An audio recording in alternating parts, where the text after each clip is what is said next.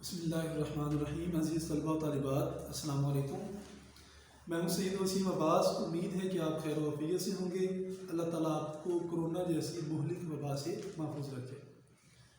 عزیز طلباء و طالبات، ہم جماعت نحو کی شامل نصاب اردو کی کتاب کے حصہ نظم کو پڑھ رہے تھے۔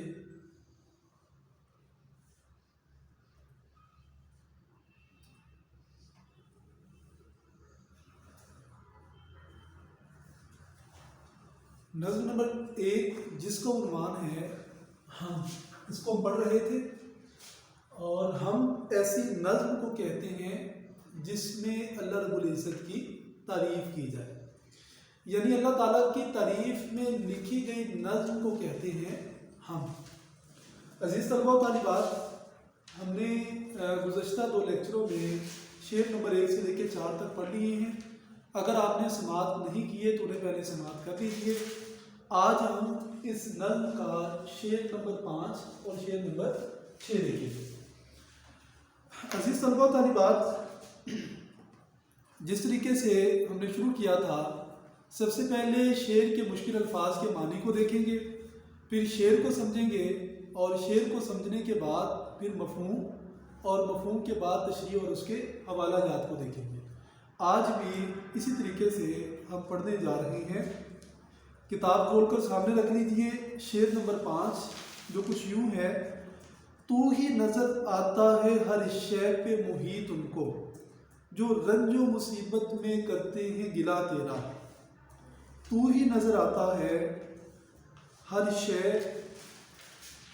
شے کہتے ہیں چیز،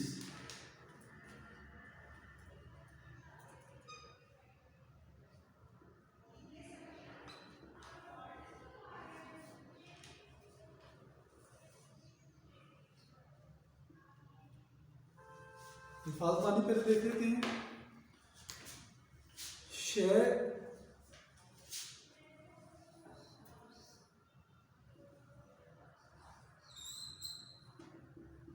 چیز،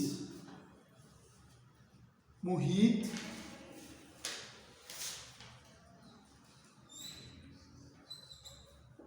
یہ عربی زبان سے اردو میں آیا ہے۔ احاطہ یحیط، یہاں سے بنتا ہے محیط۔ محیط کا مطلب ہوتا ہے گھیرا ہوا۔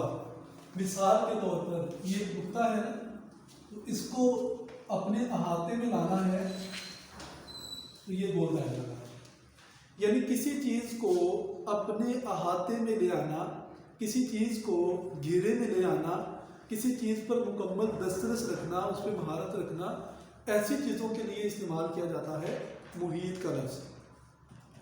لیکن یہاں پہ محیط کا لفظی معنی جو شعر کے اعتبار سے ہم دیکھیں گے وہ ہے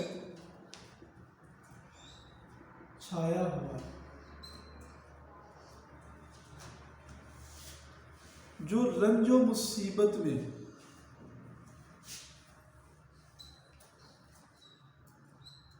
رنج، دکھ،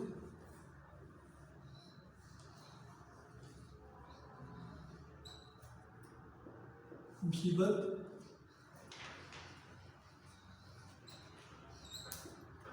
تکلیف کرتے ہیں گلہ تیرا،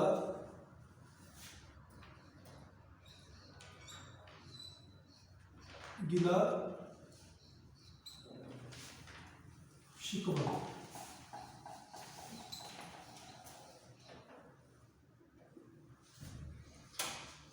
شے کہتے ہیں چیز کو۔ محیط کا جو مرادی معنی مراد لیا گیا ہے شعر کے اعتبار سے، اگر اس کا معنی دیکھا جائے تو اس کا مطلب بنتا ہے چھایا ہوا۔ ویسے اس کا مطلب ہوتا ہے کسی چیز کو اپنے احاطہ میں لے آنا، یعنی کسی چیز پر قبضہ کر لینا، اس پہ قدرت رکھ لینا، اس کو کہتے ہیں محیط۔ مثال کے ذریعے میں نے سمجھایا: رنج، دکھ، مصیبت، تکلیف۔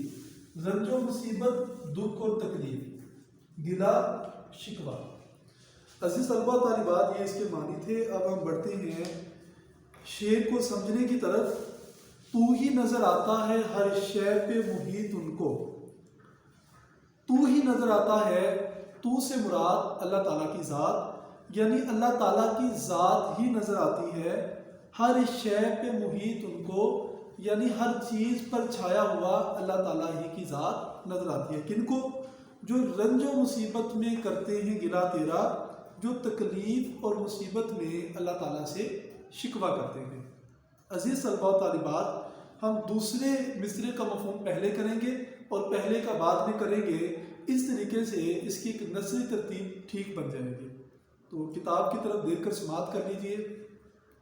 جو رنج و مصیبت میں کرتے ہیں گلا تیرا، جو تکلیف اور مصیبت میں اللہ تعالیٰ سے شکوہ کرتے ہیں، تو ہی نظر آتا ہے، ہر شے پہ محیط ان کو، تو ہی نظر آتا ہے، ہر چیز کا خالق و مالک، یعنی ہر چیز اللہ تعالیٰ ہی کے قبضہ قدرت میں نظر آتی ہے۔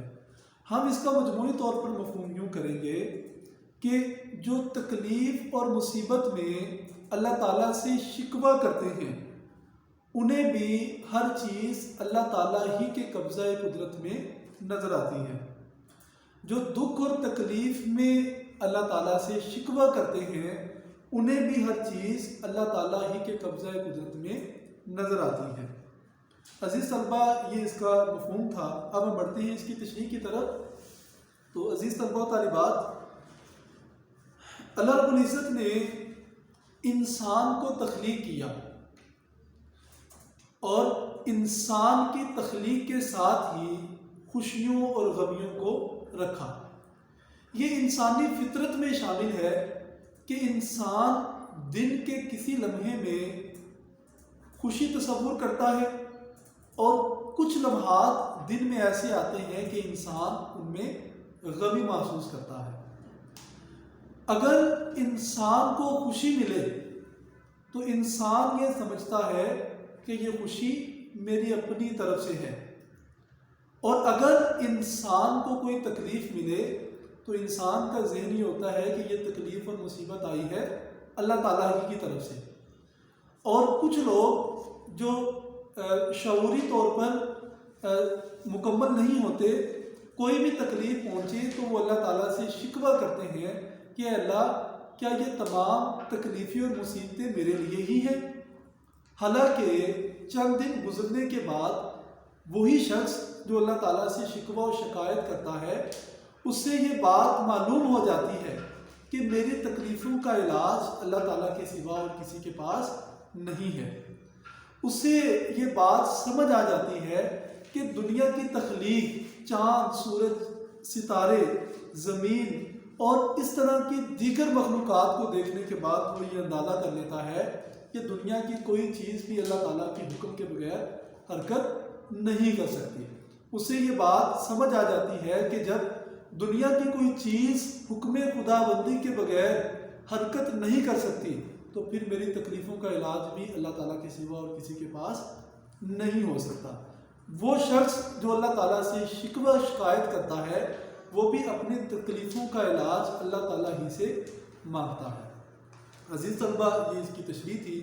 اب ہم بڑھتے ہیں اس کے حوالہ جات کی طرف۔ شعر نمبر 5 کے حوالہ جات ہیں: بے شک اللہ تعالیٰ ہر چیز پر قادر ہے، ان اللہ علی کل شیء قدیر، بے شک ہر چیز اللہ ہی کے قبضہ قدرت میں ہے۔ یہ قرآن مجید کی آیت کا ترجمہ ہے۔ اسی کا حکم جاری ہے زمینوں آسمانوں میں اور ان کے درمیان جو ہے مکینوں اور مکانوں میں، یعنی دنیا میں جو کچھ بھی ہے یہ اللہ تعالیٰ ہی کے حکم سے بنا ہے۔ اس نے کن کہا تو یہ کائنات تخلیق ہوئی، اور اس پوری کائنات میں جو کچھ بھی ہے یہ اللہ تعالیٰ ہی کے حکم سے چل رہا ہے۔ عزیز طلبہ و طالبات، یہ اس شعر کی تشریح تھی۔ اب ہم چلتے ہیں شعر نمبر 6 کی طرف۔ سب سے پہلے مشکل الفاظ کے معنی دیکھ لیتے ہیں۔ آفاق میں پھیلنے کی کب تک نہ مہک تیری، گھر گھر لیے پھرتی ہے پیغام صبا تیرا۔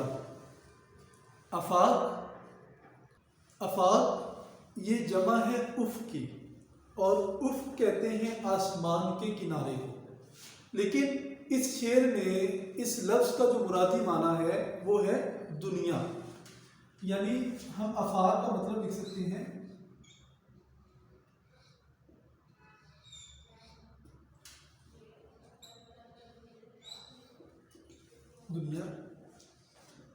کب تک نہ مہک تیری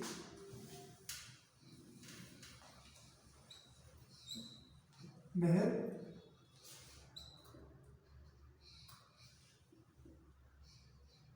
خوشبو، گھر گھر لیے پھرتی ہے پیغام صبا تیرا، صبا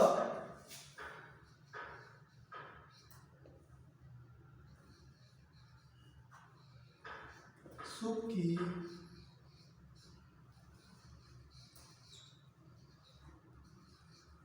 ٹھنڈی ہوا۔ ایک تو آج کل صبح کی ہوا چلتی ہے، یہ جسم کو سکون نہیں دیتی، بلکہ یہ ٹھنڈی ہوا سردیوں میں ٹھنڈک دیتی ہے، لیکن جب یہی ٹھنڈی ہوا گرمیوں میں چلتی ہے صبح کے وقت تو یہ انسانی جسم کو سکون دیتی ہے۔ عزیز طلبہ، یہ اس کے الفاظ کے معنی تھے۔ اب ہم بڑھتے ہیں اس کے مفہوم کی طرف۔ پہلے شعر کو سمجھ لیجیے۔ آفاق میں پھیلے گی کب تک نہ مہک تیری، دنیا میں اللہ تعالیٰ کی معرفت رک نہیں سکتی۔ آفاق میں پھیلے گی، دنیا میں پھیلے گی، کب تک نہ مہک تیری، اللہ تعالیٰ کے ہونے کی خوشبو۔ یعنی ہم یوں کہہ سکتے ہیں کہ دنیا میں اللہ تعالیٰ کی معرفت کو چھپایا نہیں جا سکتا۔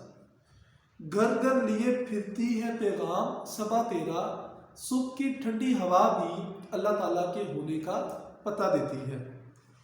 یہ اس شعر کو آپ سمجھ چکے ہوں گے۔ اب چلتے ہیں اس کا مجموعی مفہوم۔ دنیا میں معرفت الہی کو پوشیدہ نہیں رکھا جا سکتا، یہاں تک کہ صبح کی ٹھنڈی ہوا بھی اس کے ہونے کا پیغام دیتی ہے۔ دوبارہ پھر سماعت کر لیجیے۔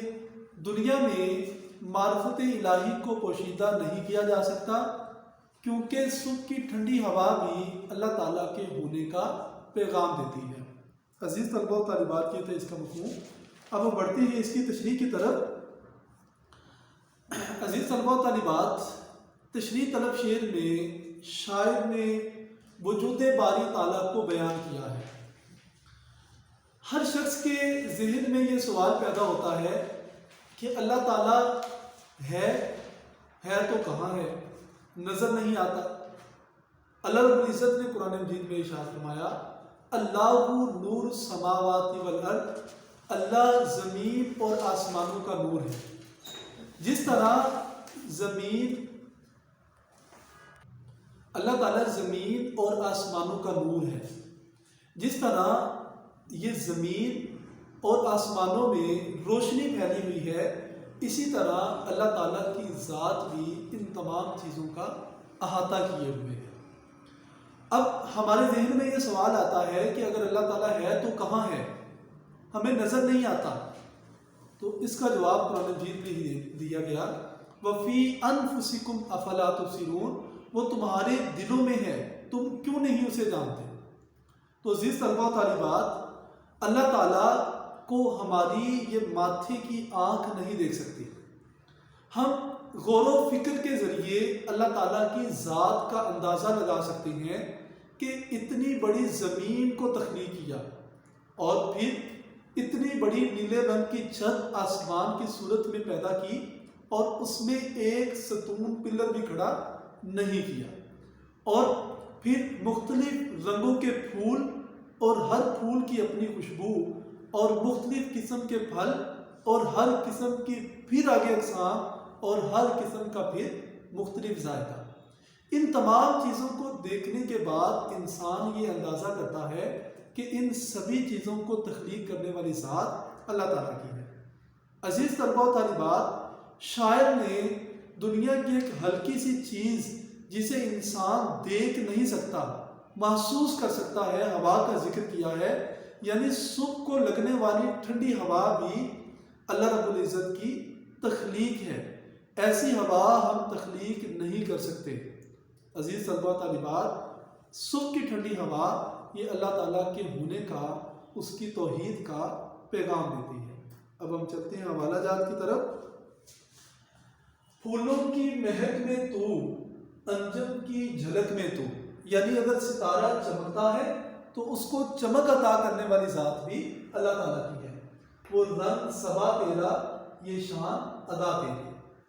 دوسرا والا دیکھیے، لاکھ پردوں میں تو ہے بے پردہ، یعنی اللہ تعالیٰ کے ہونے کے ہزاروں لاکھوں نشانات ہیں، درخت، چاند، ستارے وغیرہ، اس کے باوجود اللہ تعالیٰ کی ذات بے پردہ ہے، اور 100 نشان ہونے کے باوجود وہ بے نشان ہے۔